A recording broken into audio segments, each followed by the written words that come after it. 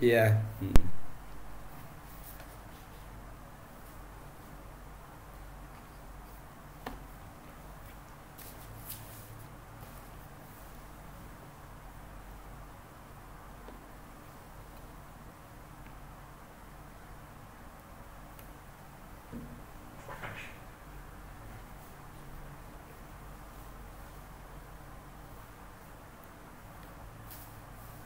Iya, iya.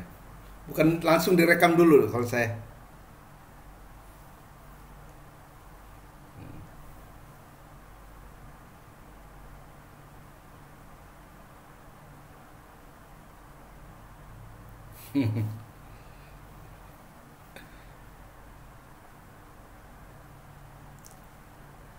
Ya, baik. Terima kasih atas kesempatan yang diberikan kepada saya untuk melanjutkan kajian kita dalam rangka integrasi ilmu.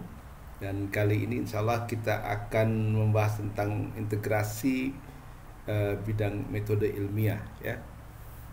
Oke, Assalamualaikum warahmatullahi wabarakatuh. Alhamdulillahirabbil alamin wa bihi nasta'inu ala umuri dunya waddin. Wassalatu wassalamu ala sirril mursalin Sayyidina Muhammadin wa ala alihi wa sahbihi ajma'in. Amma ba'du. Para pemirsa sekalian, anggota tetap daripada Mulyadi Philosophical Seeker Forum dan para pemirsa pada umumnya, alhamdulillah bahwa Allah masih memberikan kesehatan kepada kita semua sehingga kita masih bisa melaksanakan apa yang kita rencanakan, yaitu diskusi ringan ya mengenai beberapa topik dari integrasi ilmu yang hingga saat ini wujudnya kan masih samar gitu ya. Banyak yang mengklaim mereka sudah menggunakan integrasi ilmu, tapi pada kenyataannya masih jauh daripada yang diidealkan gitu.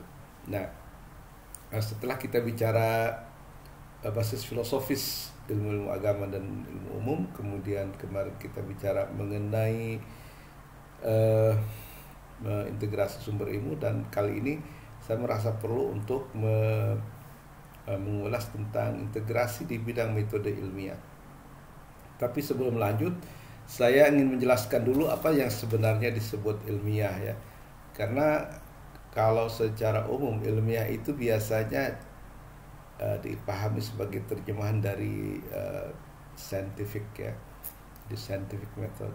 Padahal secara harfiah scientific dengan ilmiah itu agak berbeda dari segi lingkup ya. Dalam tradisi ilmiah barat, ilmiah itu memang bidang-bidang yang dikaitkan dengan objek-objek fisik ya, atau sensory perception gitu kan, atau yang disebut dengan mahsusat ya, objek-objek mahsusat atau uh, sensibles. Tetapi kata ilmiah dalam bahasa Arab dan dalam tradisi ilmiah Islam itu sebenarnya mengacu kepada bukan hanya ilmu-ilmu fisik ya, ilmu fisik ya masuk, karena kita menganggap fisik itu, objek-objek fisik sebagai real ya kan? Nah, tetapi ilmu dalam tradisi ilmiah Islam tidak hanya untuk bidang-bidang fisik. Kita juga punya misalnya ilmu-ilmu matematik ya, ilmu matematik disebut al-ulum ar-riyadhiyah, dan bahkan ada ilmu metafisik yaitu al-ulum al-ilahiyah gitu. Dengan demikian maka pengertian ilmiah dalam tradisi ilmiah Islam itu bisa menyangkut bidang-bidang fisik dan yang non fisik ya, dan non fisik ini juga bisa dikaitkan dengan matematik yang lebih rendah ya, di antara yang metafisik dan fisik. Kemudian di atasnya itu ada namanya yang disebut dengan metaphysics gitu. Jadi jangan kaget kalau misalnya kita bilang bahwa demonstrative method atau burhani itu juga adalah metode ilmiah ya. Mungkin saya tidak tahu di barat apakah itu dimasukkan ke dalam logika, dimasukkan ke dalam metode ilmiah atau tidak ya kan. Tapi dalam Islam jelas bahwa metode non experimental method, yaitu non tajribi, itu masih dibilang sebagai metode ilmiah. Jadi harus dikatakan dulu nih apa yang dimaksud dengan ilmiah. Kalau tidak nanti banyak yang bilang, metafisik bagaimana bisa ilmiah gitu kan. Jadi ketika sebuah cabang disebut ilmu, apakah itu kemudian ilmu metafisik, ilmu matematis atau fisik, itu kemudian bisa jadi ilmiah, karena setiap disiplin ilmu yang disebut ilmu itu bukan sembarangan pengetahuan ya. Kalau dalam Islam itu disebut ma'rifatus syai' 'ala ma huwa bihi. Jadi ilmu itu mengetahui sesuatu sebagaimana adanya. Jadi kalau belum bisa sampai sebagaimana adanya, maka itu belum disebut ilmiah. Jadi di barat biasanya science dibedakan dengan knowledge ya. Jadi kalau science itu systematical knowledge of physical world gitu. Kalau di Islam ilmu dipahami sebagai ma'rifatus syai' 'ala ma huwa bihi, pengetahuan sesuatu sebagaimana adanya. Ya, karena itu perlu riset supaya objek yang kita pikirkan itu berkoresponden dengan objeknya di luar gitu. Nah, mari kita mulai dengan metode tajribi ya. Tajribi atau metode experimental method ya. Kadang-kadang disamakan dengan eksperimen ya. Jadi eksperimen itu lebih kepada observation, jadi kepada observasi, mengamati. Tapi kalau tajribi itu dari kata jarroba yujarribu tajriban ya. Jadi eksperimen itu tapi dilakukan berulang-ulang ya, berulang-ulang sampai kemudian didapatkan sebuah establishment ya, sebuah kemantapan ya. Makanya ada kata dalam obat itu mujarrab ya. Mujarrab itu bukan berarti manjur gitu, bukan. Mujarrab itu artinya itu sudah teruji. Obat yang sudah teruji, dicoba lagi efektif, coba lagi efektif, coba lagi efektif gitu. Jadi memang ini mengarah kepada experimental method gitu. Nah, apakah experimental method ini pertama-tama dilakukan oleh Barat? Ternyata dalam sejarah tidak. Yang pertama melakukannya justru orang Muslim. Ya, ilmuwan-ilmuwan Muslim itu sangat memperhatikan metode tajribi. Ya. Tetapi dalam Islam metode ilmiah tidak monolitik ya. Kalau di Barat itu metode ilmiah ya pokoknya metode yang digunakan untuk melakukan eksperimen terhadap objek-objek fisik yang disebut dalam Islam disebut mahsusat ya, mahsusat, jadi objek-objek fisik. Ilmiah itu eksklusif, metodenya adalah experimental method ya, tentu saja dengan bermacam-macam cabangnya, tapi intinya adalah experimental method, istinya adalah observation gitu. Nah, yang dihasilkan adalah induktif, yang dalam bahasa Arab biasanya disebut istiqra'i ya. Jadi inductive method gitu. Nah, bagaimana ini sejarahnya? Jadi sebenarnya mulai dari Al-Jabir ya, Jabir bin Hayyan, dia seorang ahli kimia sebenarnya. Dia sudah melakukan metode eksperimental itu awal sekali tuh, kalau nggak salah tuh abad ke-8 ya, kalau nggak salah, zaman dengan Imam Ja'far as-Sadiq. Itu dia sudah melakukan eksperimen di bidang kimia. Ya, waktu itu masih ada kimia dan alkemi ya. Kimia dan alkemi itu agak berbeda ya. Kalau kimia itu ya memang kajian terhadap unsur-unsur fisik gitu ya. Jadi ingin mengetahui bentuk dan materinya, daya-dayanya dan sebagainya. Kalau alkemi itu semacam penggunaannya. Jadi untuk apa kita mengetahui daya-daya mineral itu, untuk apa? Nah, itulah dalam alkemi. Cita-cita alkemi adalah bagaimana bisa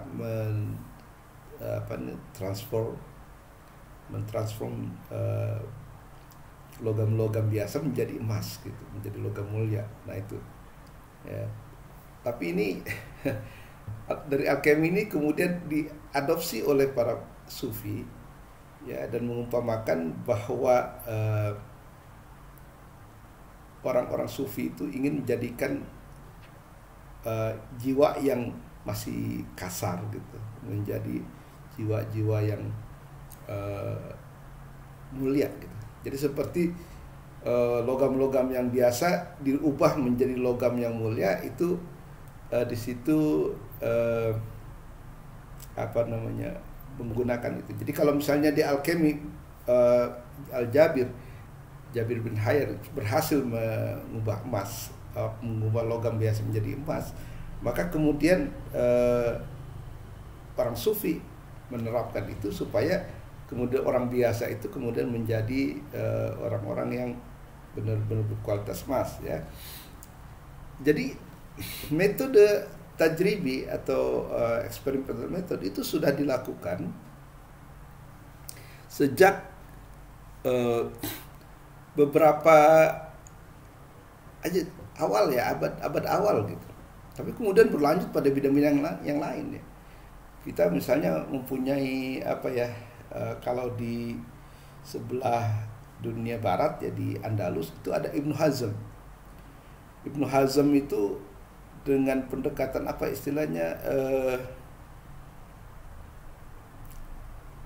Zahiri itu sebenarnya sama saja seperti juga Ibnu Taimiyah di timur ya, yang kemudian melakukan kritik terhadap mantik, pendekatan deduktif gitu. Jadi kalau di timur, di daerah Syria itu ada Ibnu Taimiyah yang mengkritik logika Aristoteles, kemudian di Andalus itu ada Ibnu Hazm yang mengkritik pendekatan takwil gitu kan. Nah, dia kemudian lebih fokus kepada penafsiran harfiah, tapi itu sebenarnya semangatnya sama gitu.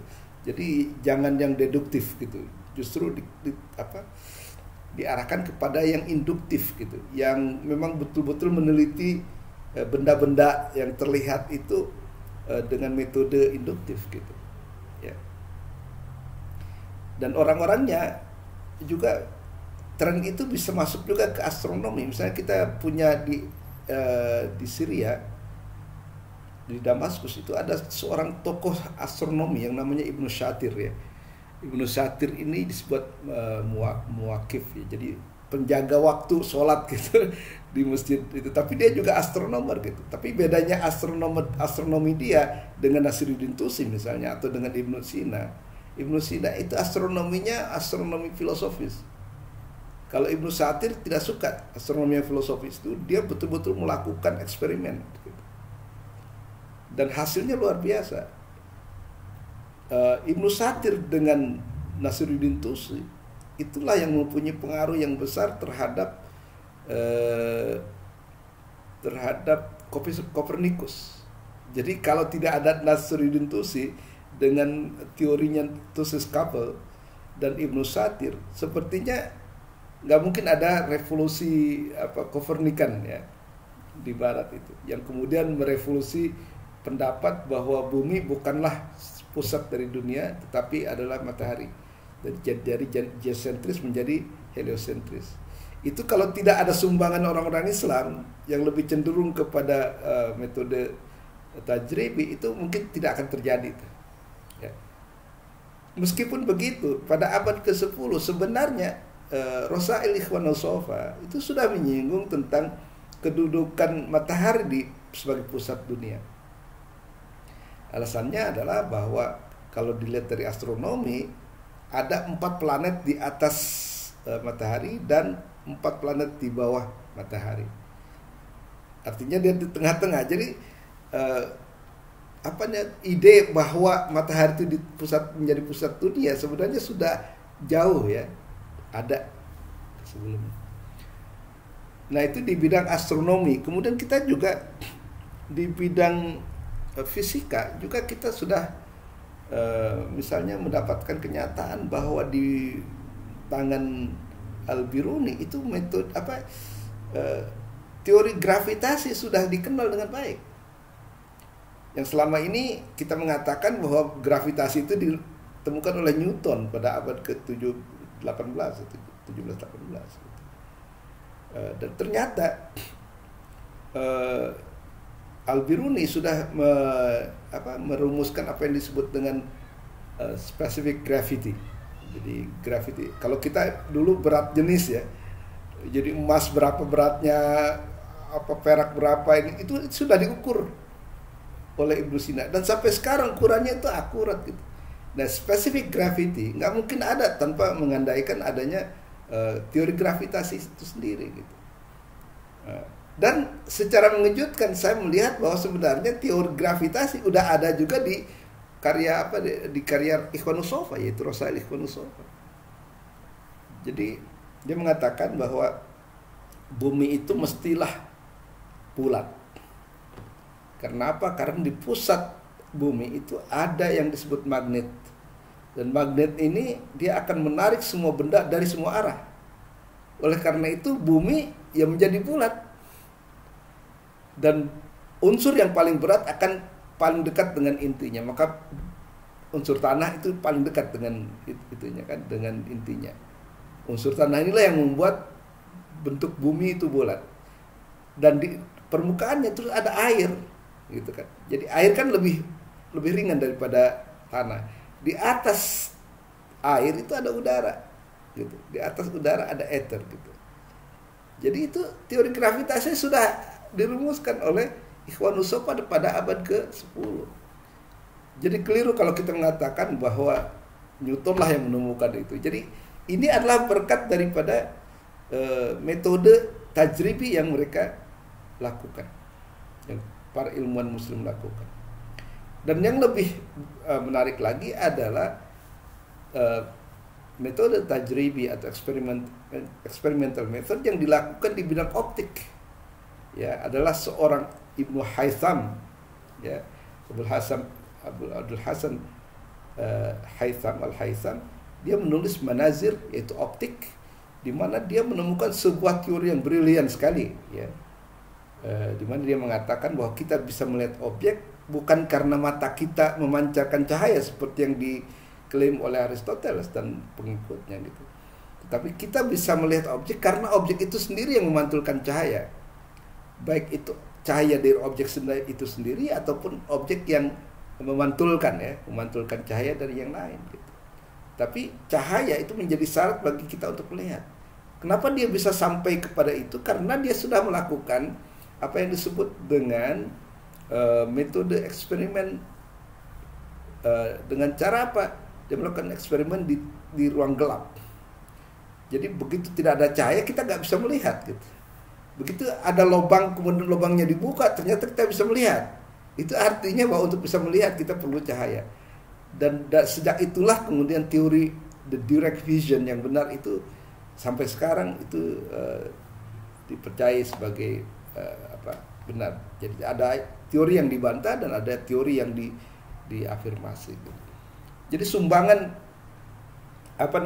ilmuwan muslim itu luar biasa di bidang tajribi. Jadi orang-orang Yunani itu lebih banyak spekulatif gitu, lebih banyak kepada pendekatan deduktif gitu, dengan bekal logika gitu. Tapi orang-orang Islam ingin membuktikan kebenaran atau kekeliruan daripada teori-teori Yunani itu dengan cara melakukan eksperimen. Dan eksperimen itu cukup maju ya. Misalnya pada zaman itu adalah Al-Qusyi. Al-Qusyi ini adalah murid dari seorang raja yang juga ahli astronomi, namanya Ulugbek. Ulugbek itu disamarkan dia mendirikan observatori seperti Nasiruddin Tusi membangun observatorium di Maraga. Nah, dikatakan bahwa Al-Qusyi ini sangat dekat dengan gurunya yaitu Raja Ulugbek. Tapi kemudian banyak yang iri. Karena banyak yang iri akhirnya dia disingkirkan dari istana, tapi kerinduan dia kepada gurunya itu sangat besar. Dan untuk bisa kembali ke pangkuan gurunya itu, dia harus melakukan dulu eksperimen. Dan eksperimen itu dilakukan untuk planet Merkuri. Nah, sehingga dia menulis khusus tentang planet Merkuri, ya, yang kemudian hasilnya luar biasa gitu. Dengan eksperimen-eksperimen yang besar. Ada lagi seorang astronomer yang namanya Al-Kushi. Ada Al-Kushi. Dan Al-Kushi ini untuk melakukan eksperimental terhadap fenomena-fenomena astronomi itu mereka melakukan pengamatan bersama. Jadi misalnya kalau ada diramalkan bakal ada meteor misalnya gitu, atau gerhana jadi dia meminta temannya 2 orang, jadi 3 orang melakukan eksperimen di tempat yang berbeda tapi untuk objek yang sama. Nah, setelah lakukan eksperimen begitu, maka mereka kumpulkan pendapatnya, maka pendapat yang ada di semua pihak itulah yang diambil.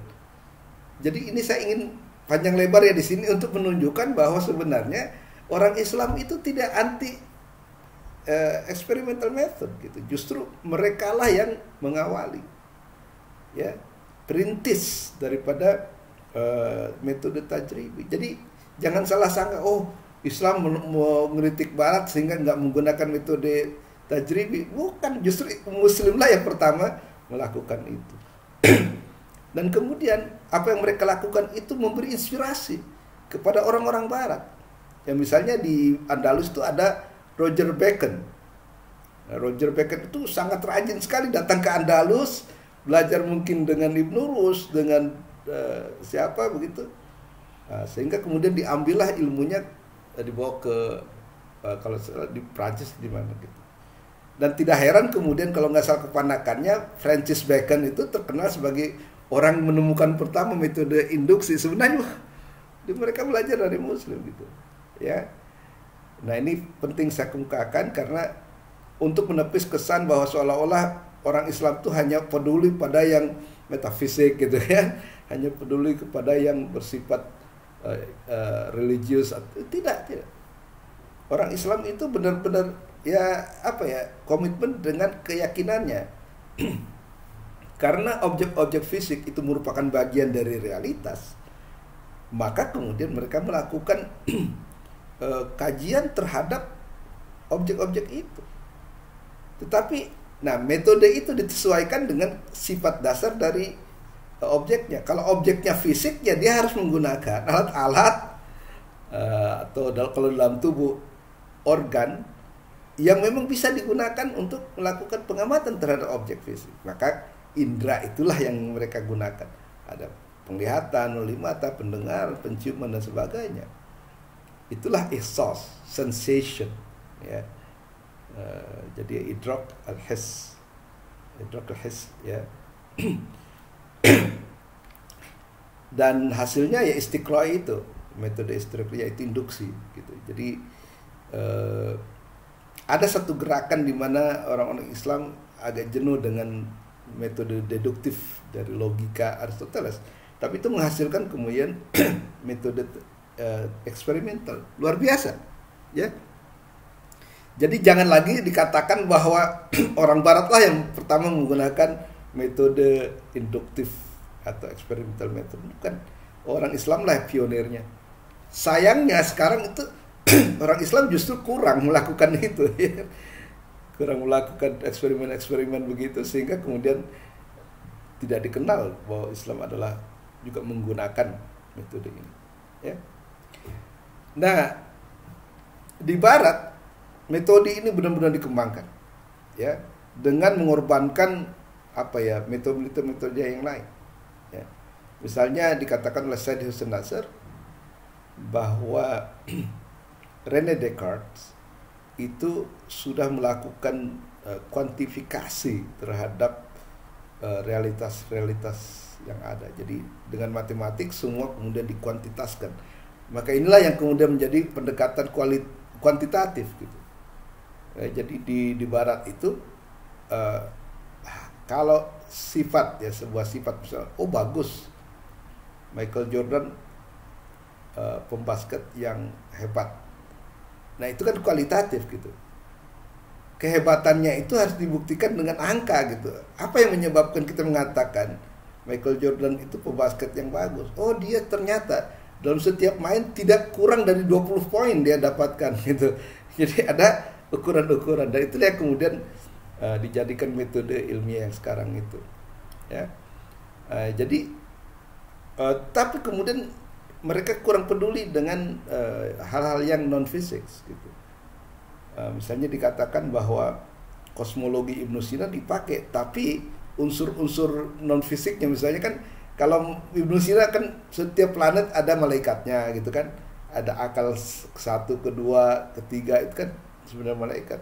Unsur-unsur itu yang dibuang, terjadilah sekularisasi di Barat dan mereka akhirnya sampai kepada positivisme, empirisme dulu, empirisisme, dan kemudian positivisme yang hanya percaya pada benda-benda yang fisik. Nah, jadilah metode mereka itu monolitik, yaitu satu-satunya, yaitu metode eksperimental. Bagi mereka yang tidak percaya pada yang non fisik, selesai sudah di situ. Yang ilmiah itu ya metodenya eksperimental atau observasi. Nah, yang menjadi masalah kan kita kan masih percaya pada bukan hanya yang fisik, tapi juga yang non fisik. Jelas bahwa yang non fisik itu tidak bisa didekati secara empiris, tidak bisa didekati secara eksperimen. Mau bagaimana Tuhan di eksperimen ya? Dia bukan fisik. Dalam arti dia kan bukan tidak bisa dilihat oleh indera. Jadi memang harus ada metode yang lain untuk mengolah, untuk menangkap, mengkaji benda-benda atau entitas-entitas yang non fisik. Gitu. Nah, apakah entitas non fisik itu real atau tidak real? Ya itu juga tergantung bagi apa yang dikatakan real. Kalau yang real itu yang fisik, ya tidak semua yang kita miliki itu adalah real, dalam arti tidak semua fisik. Misalnya ginilah, bayangkan manusia tanpa ide, kayak apa coba? Ya kan? Manusia tanpa ide itu sama dengan hewan. Manusia besar justru karena idenya. Nah, sekarang pertanyaan saya, ide itu fisik atau bukan fisik? Kan masalahnya itu kan. Tapi bagaimana membuktikan keberadaan ide itu? Nah, itu tidak bisa melalui eksperimen. Harus menggunakan metode yang lain yang kemudian biasanya disebut demonstrative method. Burhani, dengan logika. Misalnya saya pernah menulis dalam buku saya itu Pengantar Epistemologi Islam, bagaimana membuktikan keberadaan ide. Itu harus pakai silogisme. Saya pernah membaca buku The Books That Change the World. Buku-buku yang mengubah dunia. Ada 10 buku di situ, termasuk The Interpretation of Dream oleh Sigmund Freud, kemudian Principia Mathematica oleh Newton, kemudian mengenai The Growth of Population oleh Malthus, kemudian The Origin of Species, sebagainya. Ada 10 buku yang mengubah dunia. Pertanyaan saya, apa yang dimaksud buku di situ? Itu kertas dan tintanya gitu? Tentu saja bukan. Kalau kertas dan tintanya bagaimana bisa mengubah, dilempar aja ke sungai nggak bisa apa-apa gitu. Tapi ide yang terkandung di dalam buku itu bisa mengubah dunia, bisa mengubah pikiran manusia dan sebagainya. Nah, kemudian saya ambil silogisme ya, ada premis mayor, premis minor ya. Ya. Saya bilang setiap yang bisa mengubah pasti ada. Ini premis mayornya kan. Setiap yang bisa mengubah pasti ada. Karena kalau nggak ada bagaimana bisa mengubah? Jadi yang bisa mengubah pasti ada. Ide bisa mengubah. Konklusinya ide pasti ada gitu. Ya kan? Semua yang bisa mengubah ada. Ide bisa mengubah, maka ide pasti ada. Jadi untuk menunjukkan keberadaan ide itu tidak bisa dengan eksperimen, tapi harus dengan silogisme gitu, ya kan? Nah, oleh karena itu maka kita menggunakan metode lain kalau objeknya itu sudah beda sifat dasar. The nature of the object itu akan menentukan metode apa yang kita gunakan, ya. Dan Jalaluddin Rumi pernah mengatakan bahwa sebenarnya words itu berasal dari wordless. Jadi kata-kata itu berasal dari yang tidak punya kata. Pikiran tuh nggak ada kata, tapi dia menjadi sumber bagi kata-kata. Kata-kata sudah istilahnya udah menyengejawanta kan gitu, seperti itu. Nah, kemudian saya mencoba ya membuktikan misalnya apakah objek matematik itu fisik atau bukan.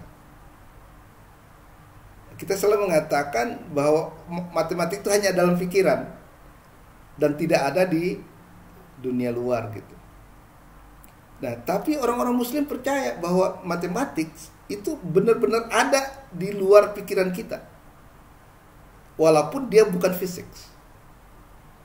Bagaimana membuktikannya? Nah, metode lain yang membuktikannya. Saya pernah mengatakan begini, bisakah kita meramalkan gerhana matahari total 10 tahun sebelum terjadi? Bisa nggak? Bisa ya. Dengan cara apa? Mathematical calculation. Dengan menghitung secara matematik. Ya kan? Nah sekarang kalau matematik itu hanya ada dalam pikiran, bisa nggak tuh? Dan tidak terjadi di alam. Alam tidak diatur oleh hukum matematik. Bisa nggak ramalan itu terjadi? Nggak mungkin. Ramalan itu terjadi karena sebenarnya alam itu sendiri berlaku atau berjalan sesuai dengan hukum matematik tadi.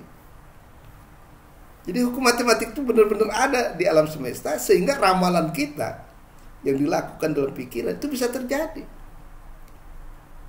Dengan demikian maka kita menjadi yakin bahwa sebenarnya alam itu sudah ada yang mengatur, ada hukum alam, tapi berupa hukum-hukum matematik yang tidak terlihat. Ya. Dengan demikian maka untuk membuktikan keberadaan dari objek non fisik seperti ide itu atau misalnya objek matematik harus menggunakan metode yang lain. Ya. Jadi saya ingin sekali lagi meyakinkan bahwa kalau matematik hanya dalam pikiran dan dia tidak berlaku atau ya tidak applicable dalam dunia luar, maka sebuah ramalan terhadap gerhana bulan atau matahari tidak mungkin terjadi. Ramalan itu harus sesuai dengan berjalannya alam, yaitu alam yang berjalan dengan hukum matematik tertentu. Tanpa itu maka kemudian ramalan itu tidak bakal terjadi. Saya kadang-kadang heran ya, kenapa ahli-ahli fisika itu mewajibkan belajar matematik. Padahal matematik itu objeknya kan bukan fisik kan. 2, 3, 4 itu bukan fisik. Tapi kenapa ahli matematik itu wajib mempelajari matematik? Karena sebenarnya hukum-hukum matematik itu memang berlaku di alam. Jadi matematik itu kadang-kadang bisa menguak misteri alam dan bagaimana alam berjalan secara matematik. Makanya rumus Einstein misalnya itu berlaku gitu. Rumusnya matematik tapi itu bisa diaplikasikan kepada alam. Karena apa? Karena ada korelasi yang hebat antara kebenaran matematik, objek matematik dan alam semesta. Kalau meminjam Plato mengatakan sebenarnya sebelum Allah menciptakan alam itu sudah ada konstruksi geometrisnya gitu. Kalau dalam tasawuf itu ada al-ayanus sabita gitu. Tidak entitas yang tetap dalam ilmu Tuhan, dan melalui itulah kemudian alam dicipta. Tidak ada cetak birunya. Dan cetak biru itu bukan fisik, itu adalah hukum matematik. Jadi beda caranya kalau kita ingin membuktikan keberadaan dari objek-objek yang non fisik. Maka para ilmuwan Muslim menggunakan metode lain, yaitu disebut metode burhani. Nah sebenarnya metode burhani bukan satu-satunya metode logika ya, metode logis, karena ada lagi metode yang lain tapi jatuh di bawah peringkat dia. Ya misalnya ada di bawah burhani. Burhani itu di atas lah katakanlah. Ya.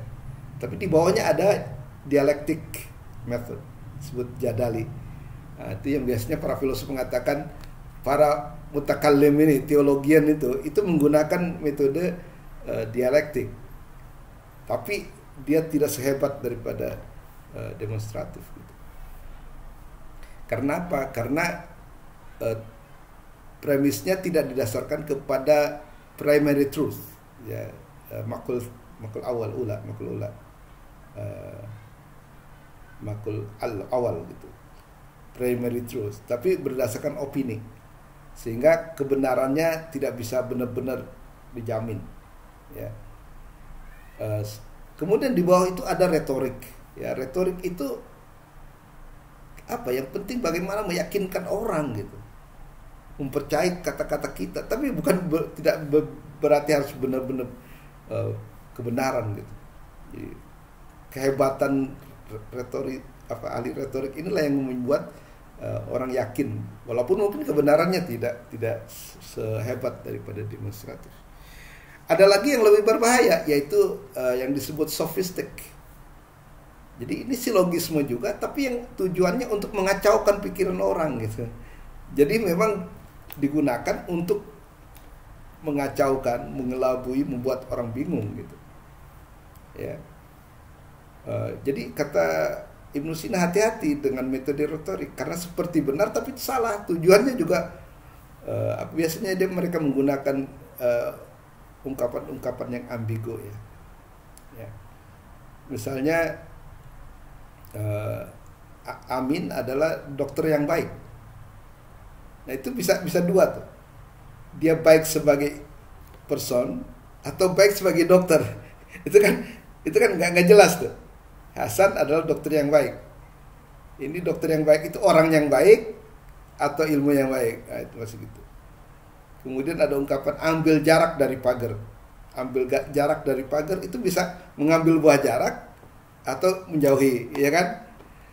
Ya biasanya itu mereka gunakan untuk mengelabui gitu. Jadi ya kita biasanya banyak juga ya ahli-ahli itu yang untuk mematahkan argumen lain itu menggunakan itu.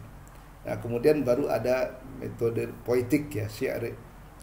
Jadi kenapa orang-orang seperti Al-Farabi menjabarkan semua itu, ya, menjabarkan maksudnya metode logika itu supaya kita tahu mana yang metode yang benar, mana yang salah, ya. Dan kemudian di dalam logika itu kita mengenal apa yang disebut logical fallacies, cara-cara berpikir yang keliru, ya, cara-cara berpikir yang keliru sehingga hasilnya itu pasti salah. Jadi kita harus mengenal tuh.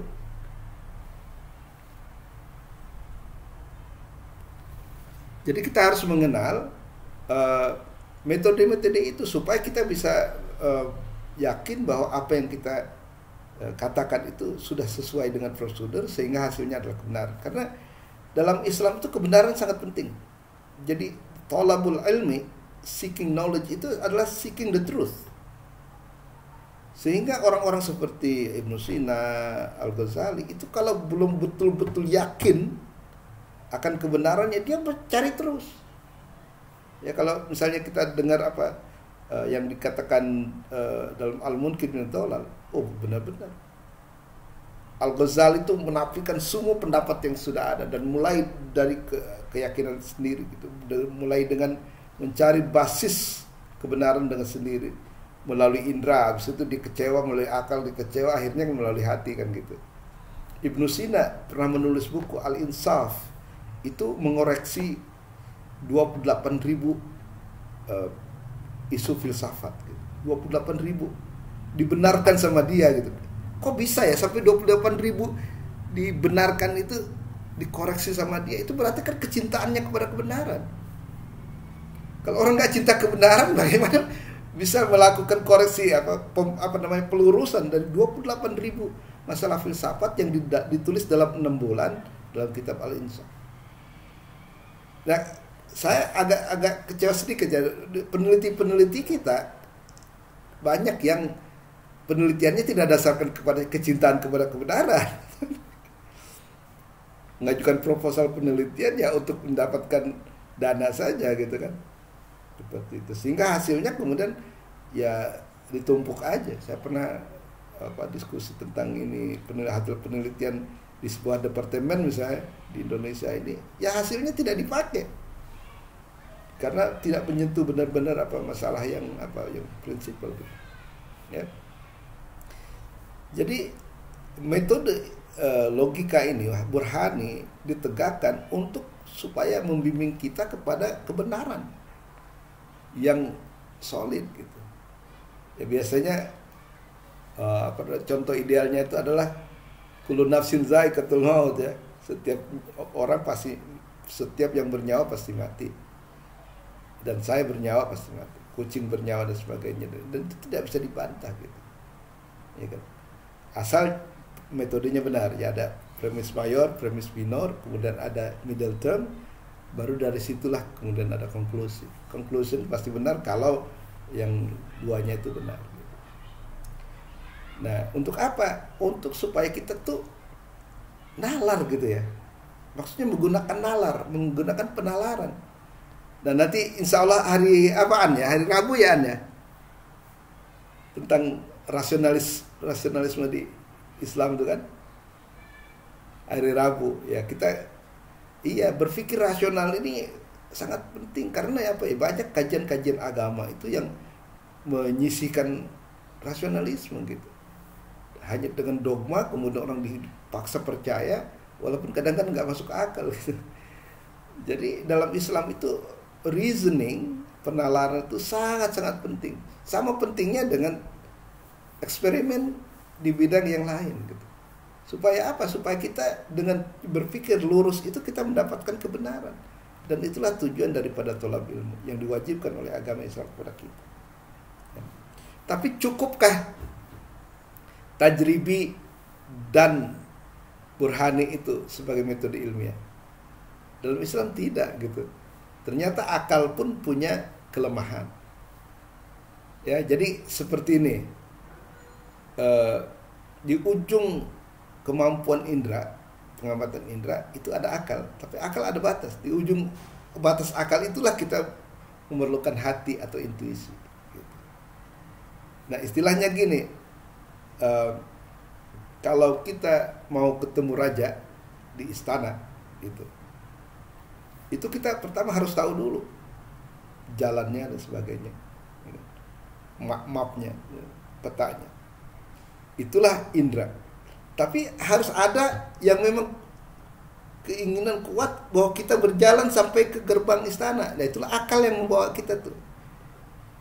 Akal akan membawa kita dari rumah ke gerbang istana. Karena kalau di rumah aja nggak bakal sampai, nggak bakal ketemu dengan raja.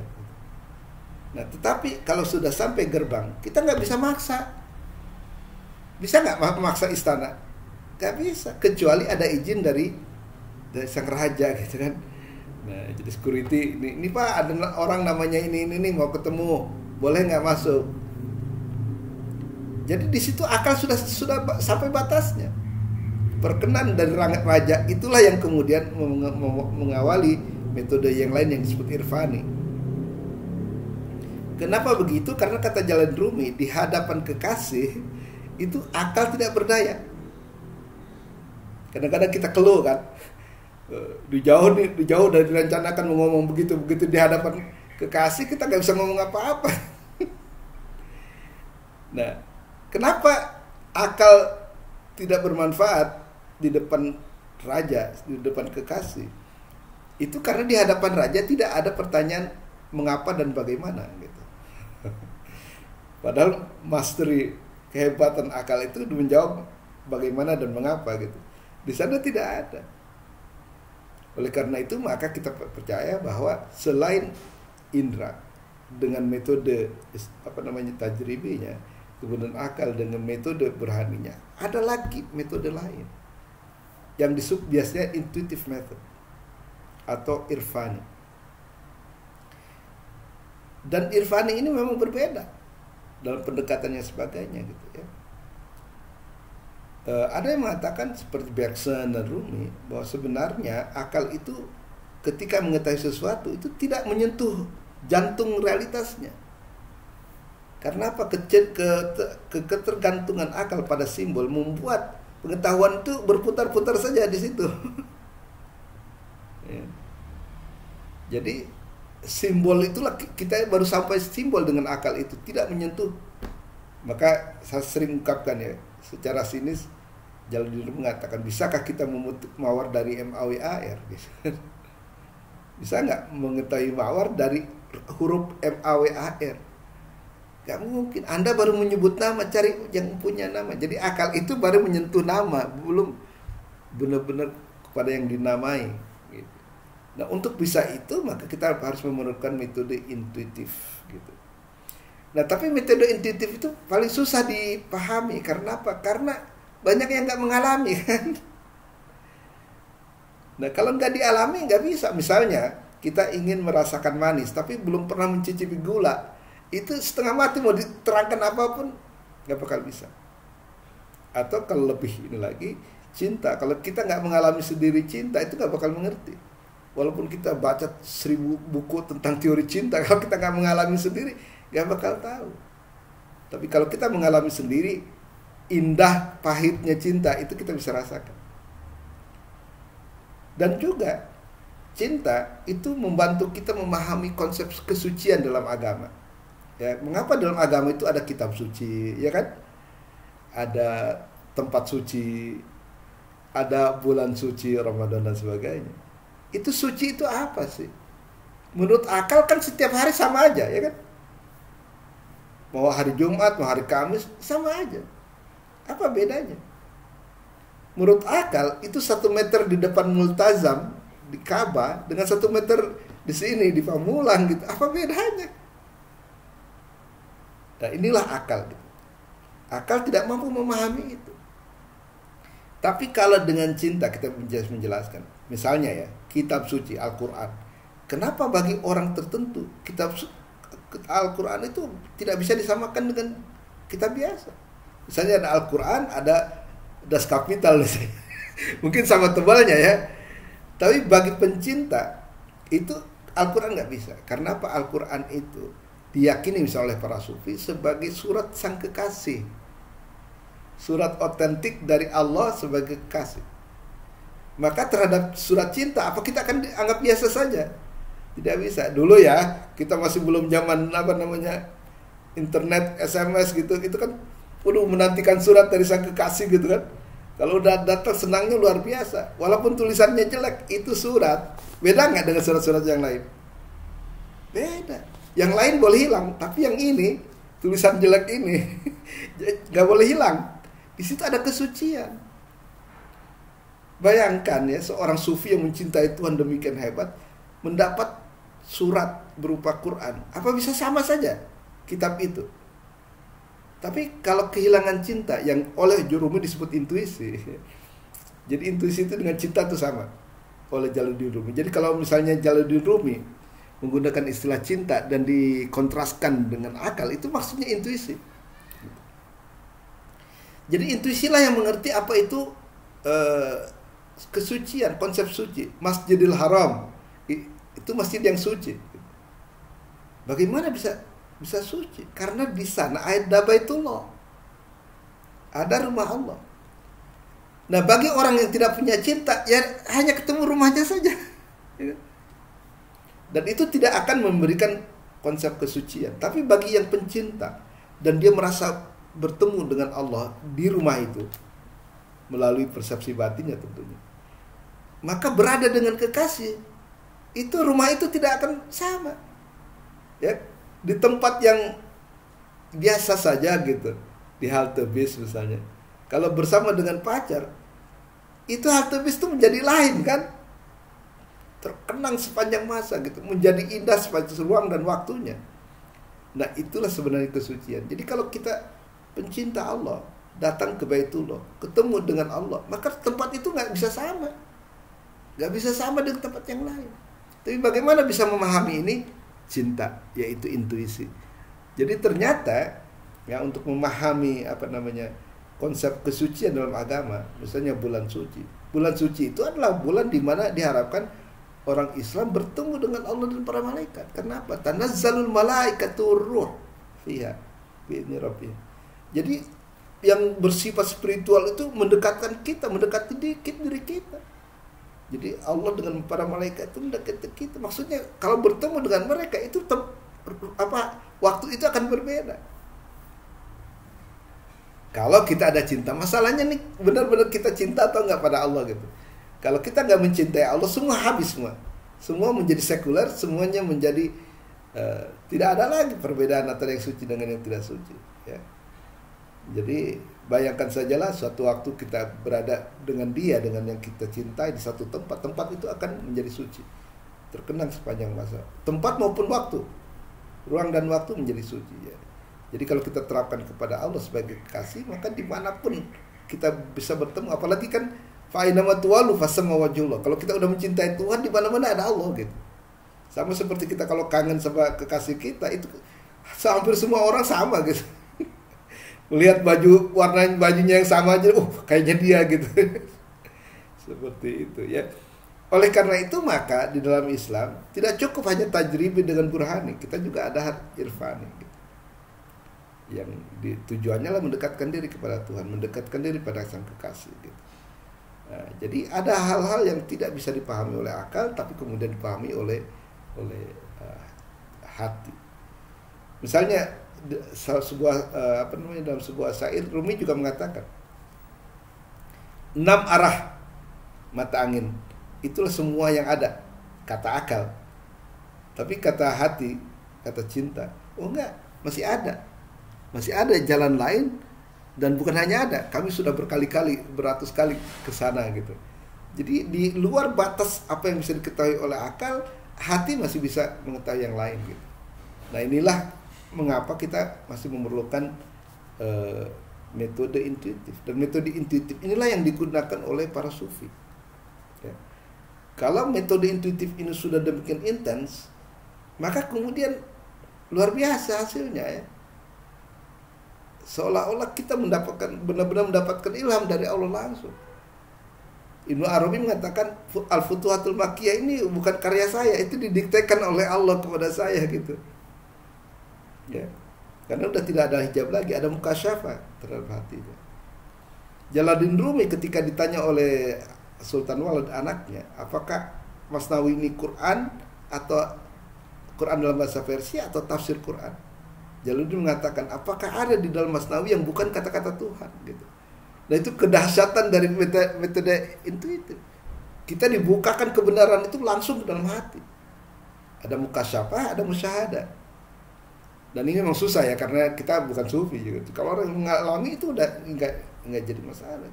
Bagaimana Fususul Hikam katanya itu didiktekan oleh Nabi. Mana mungkin, Nabi udah meninggal kan. Tapi dalam metode intuitif bisa. Ya. Nah yang terakhir yang disebut metode ilmiah adalah yang disebut dengan bayani ya. Bayani ini biasanya disebut explanatory method gitu. Dan objeknya berbeda dengan yang lain-lain yang tadi sudah itu ya. Objeknya adalah teks suci, Quran dan hadis gitu. Jadi bagaimana memahami Quran dan hadis itu tidak bisa sembarangan. Dia ada metodenya, itu bayani. Nah Imam Syafi'i dalam bukunya Ar-Risalah sudah merumuskan ini gitu. Merumuskan metode bayani itu. Jadi sebelum kita memahami Al-Quran, kita harus bedakan dulu ada ayat mutasyabihat, ada yang muhkamat gitu.